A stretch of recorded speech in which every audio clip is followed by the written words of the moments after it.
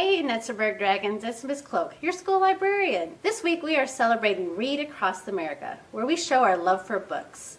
We were fortunate enough to have some guest readers this week. Please enjoy. All right, Lion, Witch, and the Wardrobe. Film me. So I'm Chaplain Cyril, the community chaplain, and it is my pleasure to read to you today from The Lion, the Witch, and the Wardrobe, and I understand you're on chapter 9, so let us commence. In the Witch's House. And now, of course, you want to know what had happened to Edmund. He had eaten his share of the dinner, but he hadn't really enjoyed it, because he was thinking all the time about Turkish delight. And there's nothing that spoils the taste of good ordinary food half so much as the memory of bad magic food. And he had heard the conversation and hadn't enjoyed it very much either, because he kept on thinking that the others were taking no notice of him and trying to give him the cold shoulder. They weren't, but he imagined it. And then he had listened until Mr. Beaver told them about Aslan, and until he had heard the whole arrangement for meeting Aslan at the stone table. It was then that he began very quietly to edge himself under the curtain which hung over the door. For the mention of Aslan gave him a mysterious and horrible feeling, just as it gave the others a mysterious and lovely feeling. Just as Mr. Beaver had been repeating the rhyme about Adam's flesh and Adam's bone, Edmund had been very quietly turning the door handle, and just before Mr. Beaver had begun telling them that the White Witch wasn't really human at all, but half a djinn and half a giantess, Edmund had got outside into the snow and cautiously closed the door behind him. You mustn't think that even now Edmund was quite so bad that he actually wanted his brother and sisters to be turned into stone. He did want Turkish delight, and to be prince, and later a king, and to pay Peter out for calling him a beast. As for what the witch would do with the others, he didn't want her to be particularly nice to them, certainly not to put them on the same level as himself, but he managed to believe, or to pretend he believed, that she wouldn't do anything very bad to them, because, he said to himself, all these people who say nasty things about her are her enemies, and probably half of it isn't true. She was jolly nice to me anyway, much nicer than they are. I expect she is the rightful queen really. Anyway, she'll be better than that awful Aslan. At least that was the excuse he made in his own mind for what he was doing. It wasn't a very good excuse, however, for deep down inside him he really knew that the White Witch was bad and cruel. The first thing he realized when he got outside and found the snow falling all around him was that he had left his coat behind in the beaver's house. And of course, there was no chance of going back to get it now. The next thing he realized was that the daylight was almost gone, for it had been nearly 3 o'clock when they sat down to dinner, and the winter days were short. He hadn't reckoned on this, but he had to make the best of it. So he turned up his collar and shuffled across the top of the dam. Luckily, it wasn't so slippery since the snow had fallen, to the far side of the river. It was pretty bad when he reached the far side. It was growing darker every minute, and what with that and the snowflakes swirling all round him, he could hardly see 3 feet ahead. And then, too, there was no road. He kept slipping into deep drifts of snow, and skidding on frozen puddles, and tripping over fallen tree trunks, and sliding down steep banks, and barking his shins against rocks, till he was wet and cold and bruised all over. The silence and the loneliness were dreadful. In fact, I really think he might have given up the whole plan and gone back and owned up and made friends with the others, if he hadn't happened to say to himself, when I'm king of Narnia, the first thing I shall do will be to make some decent roads. And of course that set him off thinking about being a king and all the other things he would do, and this cheered him up a good deal. He had just settled in his mind what sort of palace he would have, and how many cars, and all about his private cinema, and where the principal railways would run, and what laws he would make against beavers and dams, and was putting the finishing touches on some schemes for keeping Peter in his place, when the weather changed. First, the snow stopped. Then a wind sprang up and it became freezing cold. Finally, the clouds rolled away and the moon came out. It was a full moon, and shining on all that snow, it made everything almost as bright as day. Only the shadows were rather confusing. He would never have found his way if the moon hadn't come out by the time he got to the other river. You remember he had seen, when they first arrived at the beavers, a smaller river flowing into the great one lower down. He now reached this and turned to follow it up.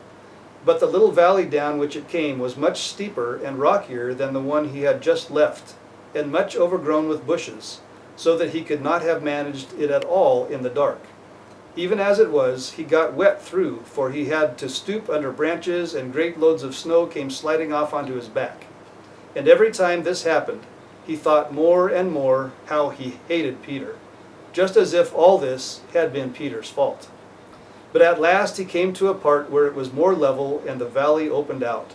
And there, on the other side of the river, quite close to him, in the middle of a little plain between two hills, he saw what must be the White Witch's house, and the moon was shining brighter than ever. The house was really a small castle.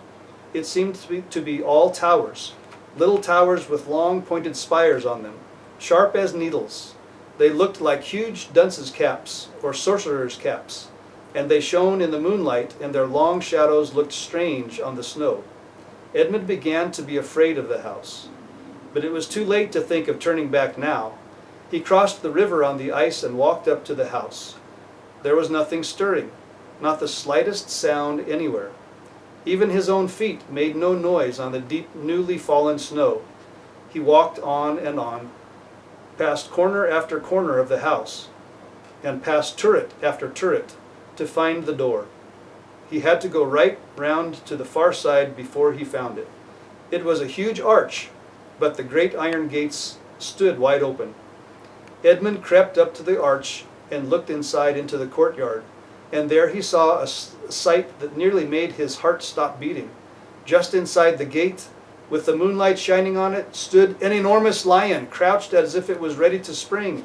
And Edmund stood in the shadow of the arch, afraid to go on, and afraid to go back, with his knees knocking together. He stood there so long that his teeth would have been shattering with cold, even if they had not been shattering with fear. How long this really lasted, I don't know, but it seemed to Edmund to last for hours. Then at last he began to wonder why the lion was standing so still, for it hadn't moved 1 inch since he first set eyes on it. Edmund now ventured a little nearer, still keeping in the shadow of the arch as much as he could. He now saw from the way the lion was standing that it couldn't have been looking at him at all. But supposing it turns its head, thought Edmund. In fact, it was staring at something else, namely a little dwarf who stood with his back to it about 4 feet away. Aha, thought Edmund, when it springs at the dwarf, then will be my chance to escape. But still the lion never moved, nor did the dwarf. And now at last Edmund remembered what the others had said about the White Witch turning people into stone. Perhaps this was only a stone lion, and as soon as he had thought of that, he noticed that the lion's back at the top of its head were covered with snow. Of course it must only be a statue. No living animal would have let itself get covered with snow. Then very slowly, and with his heart beating as if it would burst, Edmund ventured to go up to the lion. Even now he hardly dared to touch it, but at last he put out his hand very quickly and did. It was cold stone. He had been frightened of a mere statue. The relief which Edmund felt was so great that in spite of the cold he suddenly got warm all over, right down to his toes, and at the same time there came into his head what seemed a perfectly lovely idea. Probably, he thought, this is the great lion Aslan that they were all talking about. She's caught him already and turned him into stone. So that's the end of all their fine ideas about him. Puh! Who's afraid of Aslan? And he stood there gloating over the stone lion, and presently he did something very silly and childish. He took a stump of lead pencil out of his pocket and scribbled a mustache on the lion's upper lip, and then a pair of spectacles onto its eyes. Then he said, "Yah, silly old Aslan, how do you like being a stone? You thought yourself mighty fine, didn't you?" But in spite of the scribbles on it, the face of the great stone beast still looked so terrible and sad and noble, staring up into the moonlight, that Edmund didn't really get any fun out of jeering at it. He turned away and began to cross the courtyard. As he got into the middle of it, he saw that there were dozens of statues all about, standing here and there, rather as the pieces stand on a chessboard when it is halfway through the game. There were some stone satyrs, and stone wolves, and bears and foxes, and catamountains of stone. There were lovely stone shapes that looked like women, but who were really the spirits of trees. There was the great shape of a centaur, and a winged horse, and a long lithe creature that Edmund took to be a dragon. They all looked so strange standing there perfectly lifelike, and also perfectly still, in the bright cold moonlight, that it was eerie work crossing the courtyard. Right in the very middle stood a huge shape like a man, but as tall as a tree, with a fierce face and a shaggy beard, and a great club in his right hand. Even though he knew that it was only a stone giant, and not a live one, Edmund did not like going past it. He now saw that there was a dim light showing from a doorway on the far side of the courtyard. He went to it. There was a flight of some stone steps going up to an open door. Edmund went up them. Across the threshold lay a great wolf. "It's all right, he kept saying to himself. "It's only a stone wolf. It can't hurt me." And he raised his leg to step over it. Instantly the huge creature rose, with all the hair bristling along its back, opened a great red mouth, and said in a growling voice, "Who's there? Who's there? Stand still, stranger, and tell me who you are." "If you please, sir," said Edmund, trembling so that he could hardly speak. My name is Edmund, and I'm the son of Adam that Her Majesty met in the wood the other day, and I've come to bring her the news that my brother and sisters are now in Narnia, quite close, in the beaver's house. She wanted to see them." "I will tell Her Majesty," said the wolf. "Meanwhile, stand still on the threshold as you value your life." Then it vanished into the house.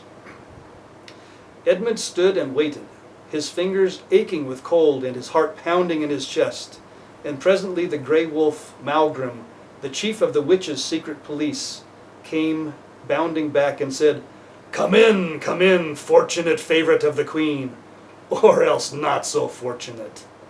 And Edmund went in, taking great care not to tread on the wolf's paws. He found himself in a long, gloomy hall with many pillars, full, as the courtyard had been, of statues. The one nearest the door was a little faun with a very sad expression on his face, and Edmund couldn't help wondering if this might be Lucy's friend.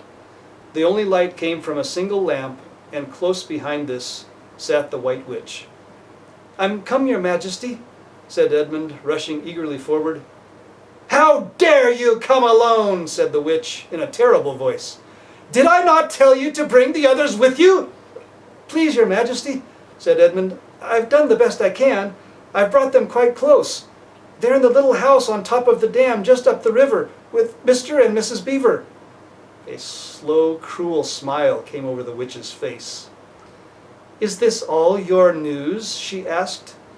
"No, your Majesty," said Edmund, and proceeded to tell her all he had heard before leaving the beaver's house.